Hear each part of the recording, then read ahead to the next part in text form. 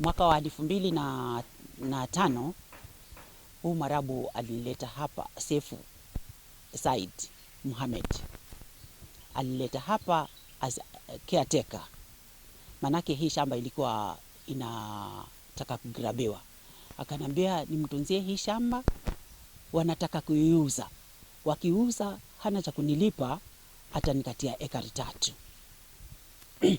Tukaendelea mpaki 2013 akanambia nianze kupanda miti. Nikapanda miti yangu, hata sasa hivi mimi nina kula matunda.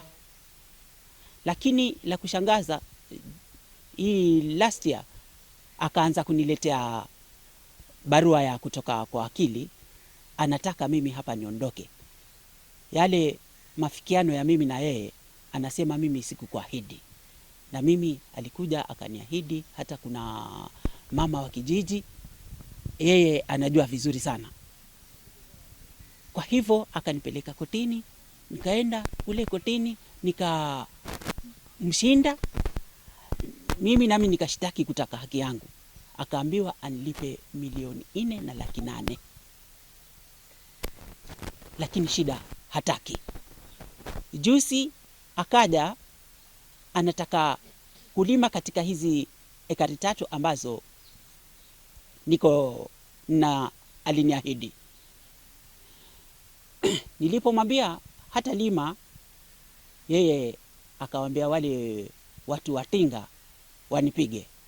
Wakanipiga, wamenivunja mkono. Sasa hivi sina la kufanya. Sijui nitasaidika vipi. Manake yeye anasema yeye ana pesa, ni kama ndovu, nashindana na yeye.